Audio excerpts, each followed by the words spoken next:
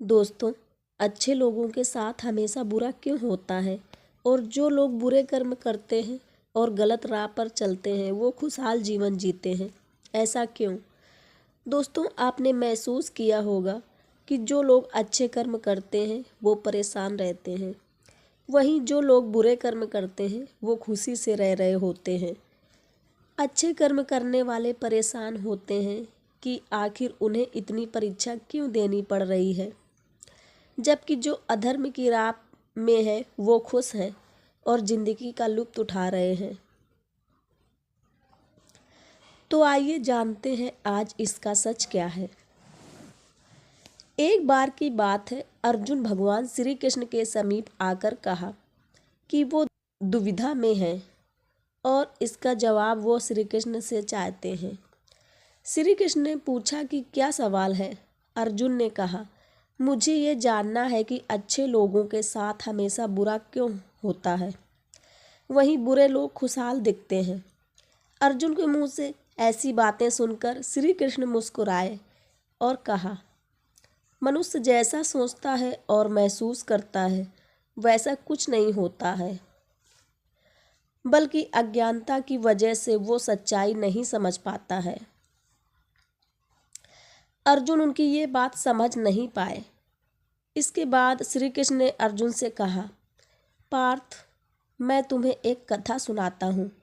उसे सुनकर तुम समझ जाओगे कि हर प्राणी को उसके कर्म के हिसाब से ही फल मिलता है। प्रकृति हर किसी को अपनी राह चुनने का मौका देती है। अब वो मनुष्य की इच्छा पर निर्भर करता है कि उसे धर्म की राह चुननी है या अधर्म की। कथा शुरू करते हुए श्री कृष्ण ने कहा, एक नगर में दो पुरुष रहा करते थे। एक पुरुष व्यापारी था जिसके जीवन में धर्म की बहुत महत्ता थी। वो पूजा पाठ में यकीन रखता था। वो हर रोज मंदिर जाता था और दान धर्म भी करता था और हर रोज भगवान की पूजा करता था। वहीं दूसरा पुरुष बिल्कुल विपरीत था। वो हर रोज मंदिर तो जाता था लेकिन पूजा करने नहीं, बल्कि मंदिर के बाहर से जूते चप्पल चुराने। उसे दान और धर्म से कोई लेना देना नहीं था। समय बीतता गया और एक दिन बहुत जोर की बारिश हो रही थी। इस वजह से मंदिर में पुजारी के अलावा कोई नहीं था। ये बात जब दूसरे पुरुष को पता चली तो उसने कहा कि ये सही मौका है मंदिर का धन चुराने का। पंडित से नज़र बचाकर उसने मंदिर का सारा धन चुरा लिया। उसी समय धर्म कर्म में विश्वास रखने वाला व्यक्ति भी मंदिर पहुंचा। दुर्भाग्य से मंदिर के पुजारी ने उसे ही चोर समझ लिया और चिल्लाने लगे। वहाँ लोग एकत्र हो गए और उसे बहुत मारा। किसी तरह वो बचते बचाते वहाँ से निकला तो दुर्भाग्य ने उसका साथ वहाँ भी नहीं छोड़ा। मंदिर के बाहर वो एक गाड़ी से टकरा गया और घायल हो गया। फिर वो व्यापारी लंगड़ाते हुए घर जाने लगा तो रास्ते में उसकी मुलाकात उस पुरुष से हुई जिसने मंदिर से धन चुराया था। उसने कहा, आज तो मेरी किस्मत चमक गई, एक साथ इतना सारा धन मिल गया। ये सब देखकर उसे बहुत बुरा लगा और उसने अपने घर से भगवान की सारी तस्वीरें निकाल दी। कुछ सालों बाद दोनों की पुरुषों की मृत्यु हो गई। मरने के बाद जब दोनों यमराज की सभा में पहुंचे और भले पुरुष ने दूसरे व्यक्ति को देखा तो उसे बहुत गुस्सा आया।